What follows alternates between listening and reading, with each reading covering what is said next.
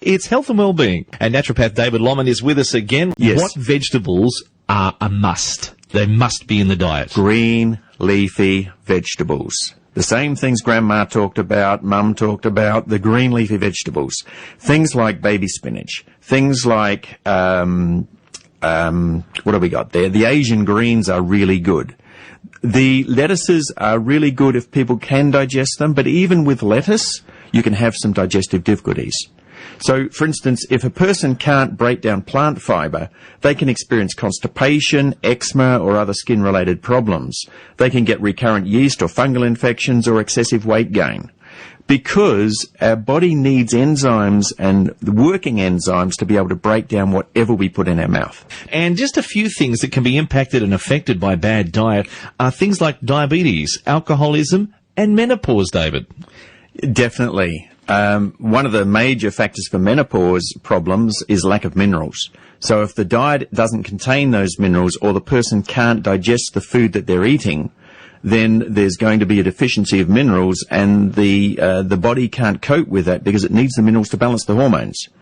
There's a lot of ways of balancing different hormones. You can do it with herbs. You can do it with hormone replacement. You can do it with a number of different ways. But if you actually go back to the cause of it and you find out that the cause is a mineral deficiency, that's the place where you would start to treat it. What does it take for people to realise there can be a natural alternative for their problems? Basically, ask questions. It doesn't matter who the practitioner is you go to see. If you're not getting results by seeing a practitioner within 2 to 4 weeks, you need to be asking questions about what's happening, what's going on, how is this supposed to help me, and what more can I do? Because it's really important that everybody takes their health back into their own hands. Can I just give you a simple little list, please, Dave? And with anyone that has a desire for something sweet, or they're already hungry a couple of hours after a meal, or they have an inability to think quickly or clearly, or they've got an inability to focus or concentrate, or they feel anxious, obsessive, fearful, angry, or irritable, that is often because of diet. Not always, but often because of diet. For inflammation in the body, it's nearly always because of diet. In particular, some of the foods that do inflame the system, and some of those that people don't understand sometimes, are the nightshade families. So most people with arthritis that I see, when I'm trying to restore the whole integrity of their body, it's about reducing foods that cause an aggravation of any inflammation. Tell us some more about dietary issues in our health. Diet affects everything we do.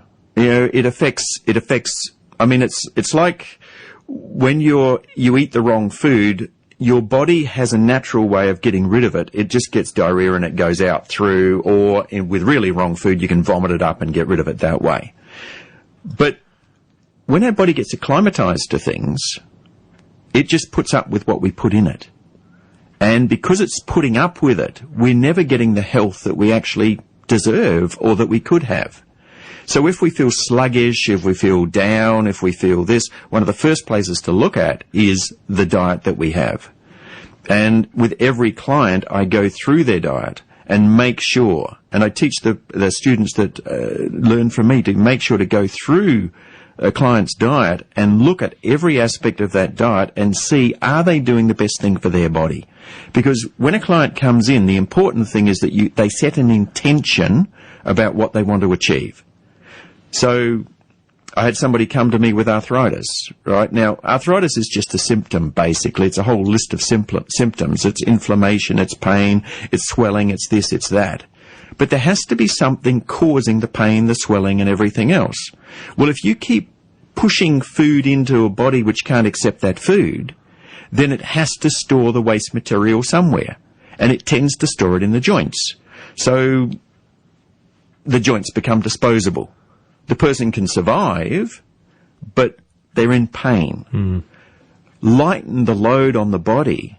Take a lot of that stuff out. You go back to the original Hippocrates days of air, food, water, the right system of health and balance and rest, and generally the body will just calm down, the pain will go out of the joints, and the person will feel so much better.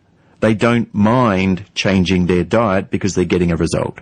Share with us again what we can download from the website, the information. On the website, I've put up a questionnaire. It's called a hypoglycemic questionnaire, and it's just to see where your blood sugar levels are, basically, to see if you're stable with the blood sugar.